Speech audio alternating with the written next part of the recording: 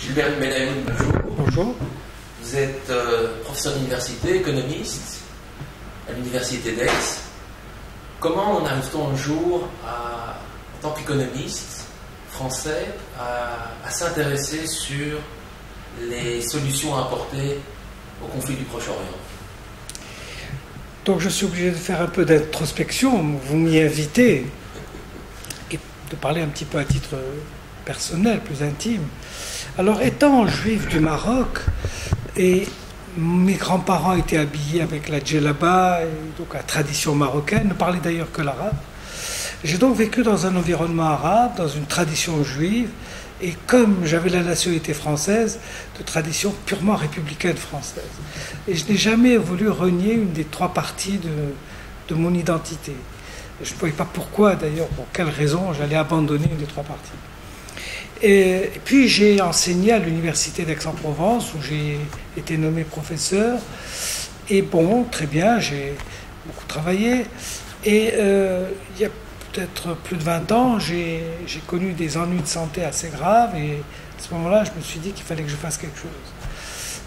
Donc, j'ai établi des contacts, bon, ça serait un peu trop long à raconter, mais des contacts avec beaucoup d'Israéliens qui avaient des postes importants, qui m'ont eux-mêmes présenté des Palestiniens, en particulier Mohamed Shtayyeh, qui est l'actuel négociateur, vous le savez, en cours avec Tzipi Livni et Molcho. Et tous ces gens-là, c'était dans les années 95, 96, donc l'atmosphère était bizarre, à la fois après Oslo, mais en même temps, Netanyahou étant arrivé au pouvoir, les tensions commençaient à apparaître. C'était une période un peu intermédiaire. Et j'ai eu une idée. D'abord, premièrement, j'ai organisé un grand colloque dans la région d'Aix, où j'ai fait venir Mohamed Shtayyeh en particulier, mais aussi des gens qui avaient négocié à Oslo. J'avais invité l'ancien président Navon d'Israël. Et tous ces gens-là étaient venus. Bon, on avait beaucoup parlé du Moyen-Orient, bien évidemment. Et puis, j'avais en même temps une petite idée que je donne parce que je l'aime beaucoup, cette idée. C'est que j'ai réussi à faire venir à Aix 2 étudiants en doctorat israéliens de Beersheva, 2 étudiants de l'université de Gaza, de Marrakech, de Tunis et d'Aix, plus à chaque fois un professeur. Et mon idée était de réunir des doctorants pour qu'enfin des jeunes chercheurs se réunissent plutôt que des profs et que chacun puisse présenter sa thèse devant les autres.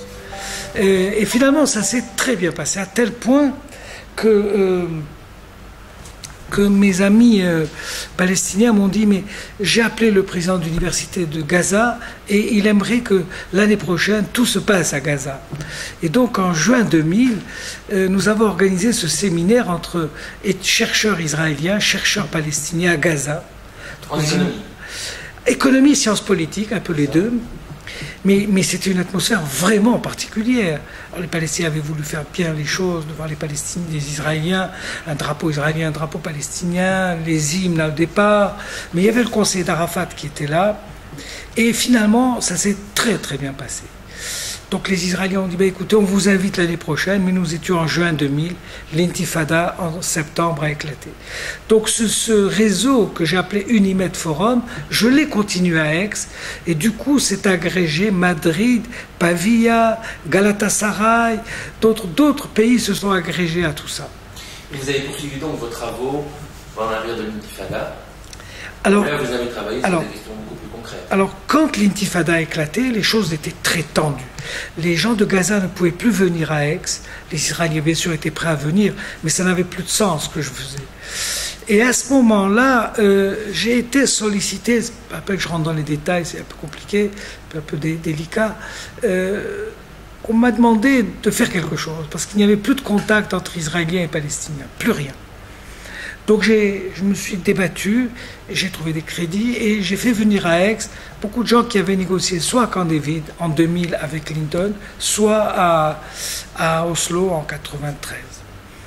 Et à ma grande surprise, tous ces gens-là sont venus, mais j'avais aussi l'idée d'inviter la Commission européenne, la Banque mondiale, le FMI, et tous ces gens-là sont venus. Et pendant 3 jours, nous avons beaucoup travaillé. Et à ce moment-là, le responsable palestinien, qui était un des conseillers d'Arafat, est venu me voir en me disant « C'est very good group, il faudrait en faire un groupe permanent ». Et comme nous étions à Aix, je lui ai proposé de l'appeler le contexte. Voilà. Vous travaillez beaucoup dans une perspective économique. Est-ce que l'économie constitue-t-il un bon angle d'attaque pour le problème israélo-palestinien? On pourrait vous critiquer en disant que c'est une manière de nier le politique ou de l'évacuer. Alors nous ne sommes pas dans la piste économique de Netanyahou. Pas du tout. Notre idée, et nous sommes très lucides, l'économie par rapport aux politiques est second, mais pas secondaire. Et tout échec sur le plan économique peut remettre en cause un accord politique. Puis deuxièmement, les problèmes économiques ne peuvent pas être détachés des problèmes politiques. C'est quasiment impossible. Et je vais en donner un exemple concret pour ne pas que ce soit abstrait. Lorsque, après les accords d'Oslo, ont été négociés les accords économiques qu'on appelle le protocole de Paris, il a été décidé une union douanière entre Israël et la Palestine. Et vous savez que la différence entre l'union douanière et la zone de libre-échange... Vous pouvez l'expliciter. Alors je vais l'expliquer, je vais essayer d'être le plus pédagogue possible. Lorsqu'on a affaire à deux pays qui décident une zone de libre-échange, cela signifie qu'entre eux, il n'y a pas de barrière douanière et que vis-à-vis de l'extérieur, chacun fait ce qu'il veut. L'union douanière, c'est la même chose, simplement qu'avec l'extérieur, c'est les mêmes taxes appliquées chez les uns et les autres. Donc vous voyez que l'union douanière, c'est un peu plus que la zone de libre-échange en matière d'intégration. Et ça profite à l'Israël. Alors, là, quand Israël a occupé la Palestine en 1967, ils ont imposé une union douanière. Ils ne leur ont pas demandé leur avis. Et les droits de douane qui s'imposaient aux Palestiniens étaient les droits de douane de l'économie israélienne. Mais en 1993, lorsqu'il s'est agi de discuter des accords économiques, on aurait pu penser que les Palestiniens allaient demander le passage à une zone de libre-échange. Et ils ne l'ont pas fait. Et on a maintenu l'union douanière, et l'union douanière est passée de facto à des jurés. Or, que signifie la zone de libre-échange? Elle signifie que, et je suis un peu technique, mais sinon on ne comprend pas, j'ai dit que chacun faisait ce qu'il voulait à l'extérieur, mais qu'entre eux, il n'y avait pas de droit de douane. Alors vous avez compris le principe.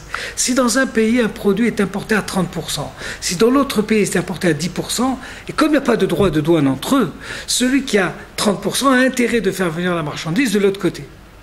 Donc, il faut qu'entre les deux, il y ait une vérification que les produits ont bien été produits de l'autre côté et non pas importés. On appelle ça la règle d'origine, ce qui suppose une frontière économique. Et donc, on parle de frontières. Et les Israéliens ont voulu parler de tout, sauf de frontières, jusqu'à aujourd'hui d'ailleurs. Donc on voit bien que le choix économique n'est pas indépendant d'un problème politique majeur où tracer les frontières. Même si ce sont des frontières économiques, il s'agit quand même de frontières. C'est la raison pour laquelle nous avons pensé que l'économie était un moyen sérieux d'aborder les problèmes politiques et de ne pas les évacuer. D'autre part, nous avons pensé que l'accord d'Oslo comportait une faiblesse. Et cette faiblesse méthodologique avait été suggérée par Kissinger, grand diplomate devant l'Éternel. Et Kissinger avait proposé une idée intéressante qu'il avait appelée l'ambiguïté constructive. Et c'est vrai, j'invite d'ailleurs des jeunes chercheurs ici à travailler sur le rôle de l'ambiguïté dans les négociations. C'est un thème très, très riche et très intéressant. Et cette ambiguïté consistait à dire, écoutez, ne parlez pas des questions qui fâchent. En d'autres termes, ne parlez pas des réfugiés, ne parlez pas de Jérusalem, ne parlez pas des frontières. Laissez ces questions pour plus tard, après un accord intérimaire de 5 ans. Ne parlez que des questions sur lesquelles un accord est possible. D'où l'ambiguïté. Parce que 5 ans après, les questions clés n'ont pas été posées. Nous avons donc décidé d'aborder ces questions sous l'angle économique. En particulier la question des réfugiés. Et je dois dire honnêtement que les solutions que nous avons proposées, et quand nous avons proposé nos solutions à Paris, 3 ministres étaient là pour nous écouter, la presse n'en a rien su, mais il y avait à l'époque le vice-premier ministre israélien Haïm Ramon, il y avait le ministre français Jean-Pierre Jouyet, qui était à l'époque ministre des Affaires européennes, et il y avait Hassouna Kamal, qui était le ministre palestinien de l'économie. Et un des économistes les plus réputés d'Israël, Manuel Trachtenberg, s'est tourné vers moi et il a dit « Je voudrais m'adresser à mon premier ministre, vice-premier ministre Haïm Ramon. » Quand Benayoun m'a invité à venir parler des réfugiés, je pensais que ce n'était pas possible. Et bien après 3 jours de discussion, Haïm, je dois te dire que ce qu'il propose est raisonnable. Tout n'est pas acceptable pour nous Israéliens, mais c'est sur la table.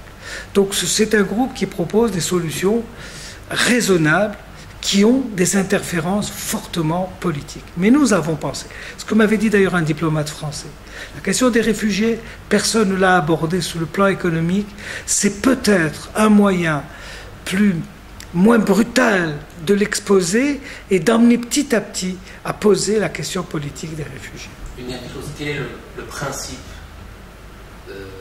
général de la solution pour les réfugiés selon l'économie telle que vous l'envisagez?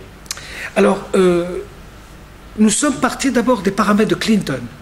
Les paramètres de Clinton disent que tout Palestinien réfugié aura le choix entre de revenir, d'aller ou de s'installer. Il y a 5 possibilités. Soit rester là où ils sont, Liban, Syrie, soit aller dans le futur État palestinien, soit aller dans un pays tiers, soit aller dans les swaplans, des échanges de territoires, aujourd'hui israéliens, demain palestiniens, et enfin, quatrièmement, Israël. Ceci a été accepté par les Israéliens puisqu'il n'y avait pas de chiffres. Nous avons pensé, premièrement, et quand je l'ai proposé, nous l'avons proposé à des diplomates, y compris belges, ils ont trouvé notre idée extrêmement intéressante. Nous disons, il ne faut pas qu'un Palestinien choisisse entre les 5 possibilités, mais classe les 5 possibilités. Parce que quand vous classez, vous êtes obligé de mettre un second best. Et donc vous laissez une marge de manœuvre aux diplomates. Ensuite, lorsque nous avons attaqué la question clé du droit au retour, c'est-à-dire la résolution 181 des Nations Unies, 194 des Nations Unies, nous disons, et nous l'avons écrit, naturellement, il faudra respecter le droit des Palestiniens, mais dans le cadre de la souveraineté des États. On a tout à fait compris. C'est donc un équilibre entre le droit individuel et la souveraineté des États, et pour que tout le monde comprenne bien, virgule, y compris Israël, que les choses soient absolument claires. Donc la solution des réfugiés nous paraît aujourd'hui politiquement à peu près résolue.